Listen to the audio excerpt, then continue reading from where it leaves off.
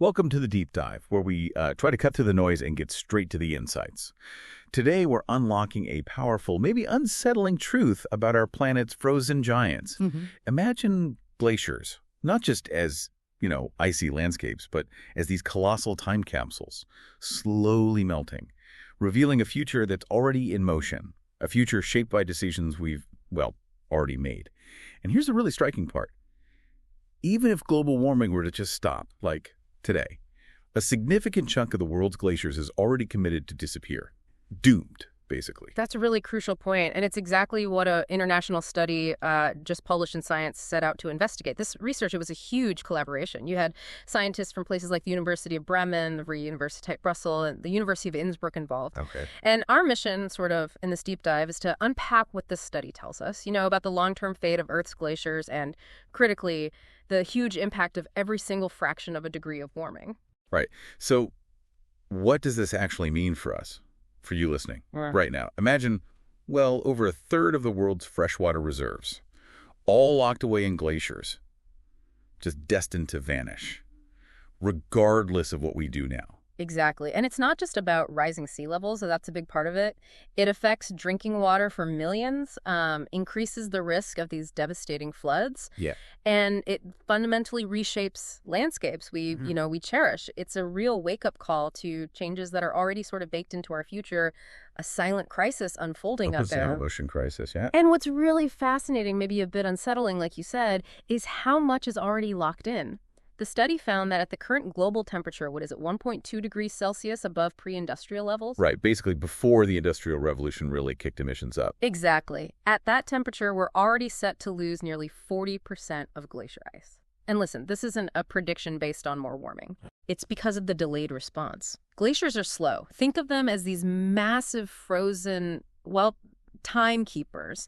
They don't react immediately to one hot summer. It takes years, decades, sometimes centuries for them to actually catch up to the climate change that's already happened. Wow. And this alone, just this locked-in melt, is projected to add over 10 centimeters to global sea level rise. 10 centimeters just from what's already happened. It's almost, Yeah. mind-boggling to grasp that even if we froze emissions right now, so much ice is still going to melt.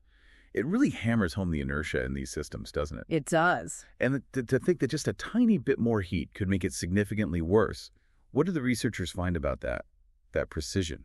Right, well, that's where the sensitivity just becomes so clear. For every additional 0.1 degrees Celsius of warming, just 0.1, Right. we're looking at another 2% drop in global glacier mass. Another 2% for every 1/10 of a degree. Yeah, it really makes you realize the incredible precision needed in our climate action. Okay, so we've got this sobering picture that a huge chunk is already, on its way out.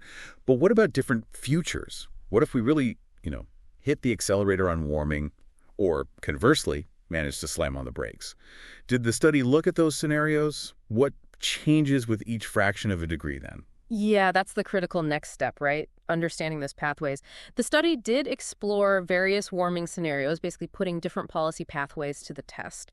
And under current climate policies, which project a global temperature rise of about 2.7 degrees Celsius, Okay. the conclusion is, that's dire. Only about 1/4 of the world's glacier ice would remain. And that translates to maybe 75% of the world's glaciers just disappearing over time. 75%. That future sounds pretty bleak under current policies. Yeah. But the study did look at more optimistic scenarios too, didn't it? What difference did that Paris Agreement goal, the 1.5-degree target, make in these projections? Precisely. And this is where you see the huge impact of climate action. It really matters. If global warming can be limited to that ambitious goal, the 1.5 degrees Celsius target from Paris, then just over half of all glacier ice could potentially still be saved. Half. That's a huge difference compared to a quarter. A massive difference. And getting these findings, it was a truly global effort. You had scientists from 10 countries using these really sophisticated models. They simulated the long-term fate of over 200,000 glaciers worldwide, though they excluded the big ice sheets in Greenland and Antarctica for this specific study. Right. They essentially ran countless what-if scenarios, assuming those temperatures, like 1.5 or 2.7 degrees, would then hold steady for, thousands of years, just to map out precisely the impact of different temperature levels. That sounds incredibly complex. Simulating all those glaciers over such long timescales, what were the main challenges and how confident can we really be in these numbers? I mean, it certainly makes the point clear Every fraction of a degree counts. Dr. Harry Zaklari, one of the co-lead authors from Brussels, he really emphasizes this, right? He said something like, the choices we make today will resonate for centuries. Yeah, determining how much of our glaciers can be preserved. Exactly. And the confidence, well, it comes from using multiple models. They had 8 independent models that all basically agreed on the overall trends.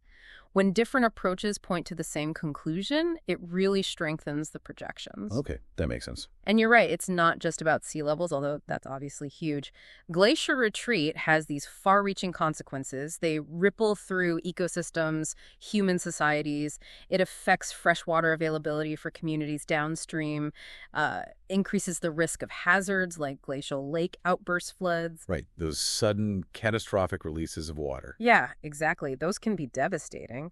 And it even threatens glacier-based tourism, which is a big deal economically for some regions. And the thing is, these changes, they're already being felt in many places, which just underlines the urgency for, global climate policy. It really puts a different spin on slow global warming, doesn't it? It's not just gradual, it's these delayed reactions with really profound impacts. So beyond sea level rise, what other immediate kinds of consequences are we seeing or expecting? Well, we're seeing changes in river flows, sometimes more flow initially, then much less later on. That impacts agriculture, hydropower. We're seeing altered farming practices because water is getting scarce in some seasons. And then there are the impacts on unique alpine ecosystems that absolutely depend on that steady meltwater. These are very, very tangible shifts happening right now for communities and environments. Okay, so let's bring this together. What does this all mean for you, the listener? This deep dive into the fate of Earth's glaciers really underscores a critical takeaway. The choices we make about global temperature today will echo for centuries, literally centuries. They determine just how much of this incredible glacier ice we can actually save. Yeah, and Professor Ben Marsayan from Bremen, who was involved, he stresses that point too. He says current climate policy isn't just deciding things for the next few decades. It's playing a decisive role for several hundred years. That really highlights the responsibility we carry for future generations. It's a heavy thought. Yeah. And like Dr. Harry Zaklari said so clearly, every fraction of a degree matters. Absolutely. And this brings us to a final thought for you to consider. What does it really mean when we say glaciers are these powerful but delayed indicators of climate change? They seem so distant, maybe. Dr. Lillian Schuster from Innsbruck, another co-lead author, she points out that because glaciers adjust slowly over long timescales, their current size vastly understates the magnitude of climate change that has already happened. So what we see now doesn't even reflect the full warming we've already caused. Exactly. She says the situation is actually far worse than visible in the mountains today, which suggests that some of the biggest environmental shifts aren't immediately obvious. They're unfolding silently.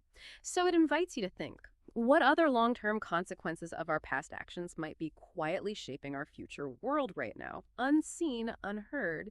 And what does that really mean for how we understand our planet and our impact on it?